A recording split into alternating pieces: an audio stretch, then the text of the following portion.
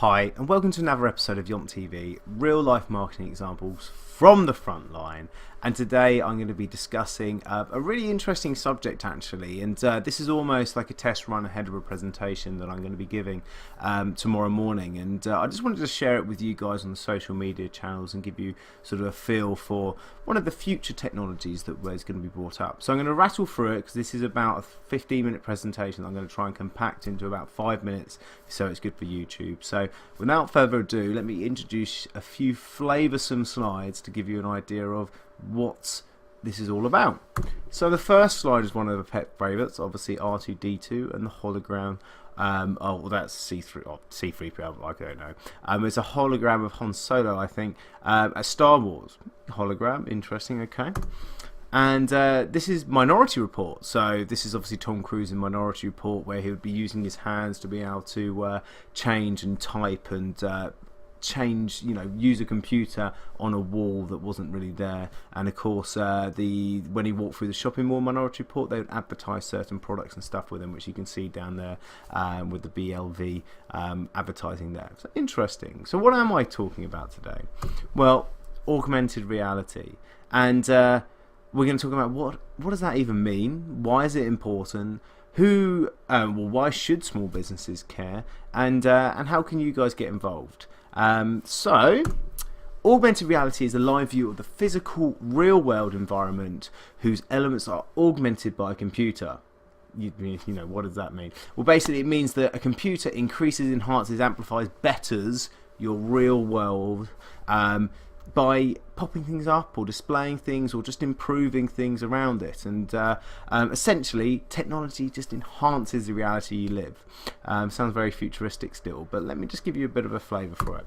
So what we mean by augmented reality is not virtual reality. Virtual reality at the left, as you look at the screen, is the sort of thing where you've got a full mask and you can't see any real world. It's all virtual, and you can see below the left hand side you've got the Sims and that sort of feeling where actually you can walk into these virtual worlds and sit in virtual conferences and have virtual conversations with virtual people within virtual rooms, whereas augmented reality is more about the real people being able to enhance the display, as you can see from that iPhone popping up and showing, if you hover over a street, it will show you different things within that street of interest. So it enhances your look at that street by highlighting things that the computer feels that you might find interesting. And of course the top one that's an actual augmented reality pair of glasses that we'll talk about later. So the story, augmented reality, well, it all started off with a Sensorama machine, which I love the sound of, and which essentially would be a machine or a video game which would blow wind in your face or vibrate the chair to enhance the reality of actually playing the video game.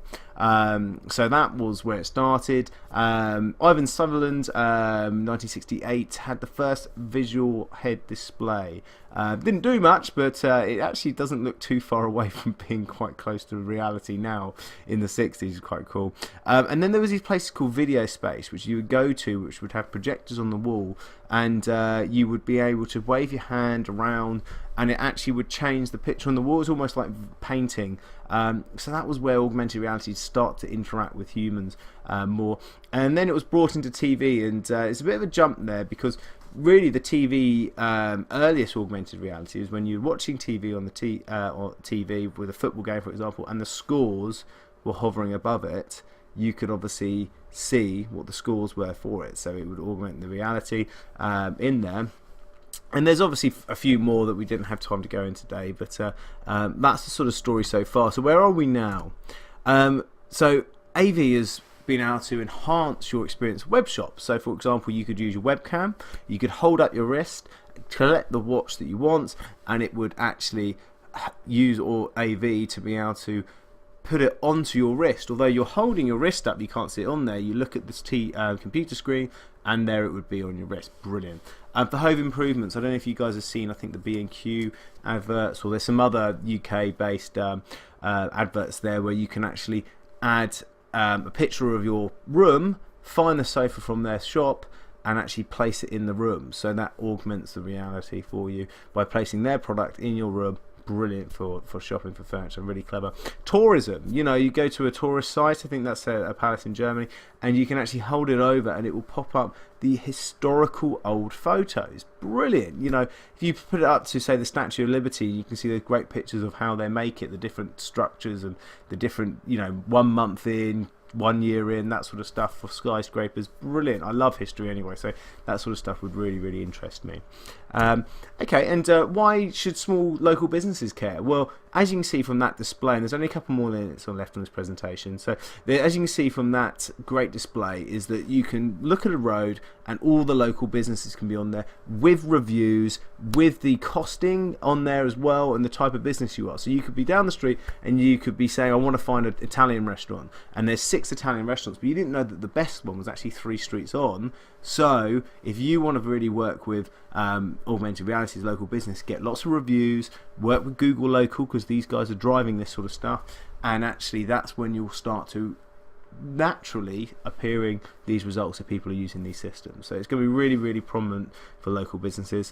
And this is how the progression has been. So it's the typical sort of evolution picture there, where we'll start off with computers and webcams, to now onto mobile, and now we actually can use glasses, and even still now they're talking about contact lenses, and Google itself thinks that the phone is going to disappear. And is that going to be 2015? I think it's a good idea. Phones are a pain in the backside to have to keep on picking up and putting to your ear, and if it's a cold day, which it happens all the time in England, if I'm walking the dog, I've got bloody frozen hands by the end of the day.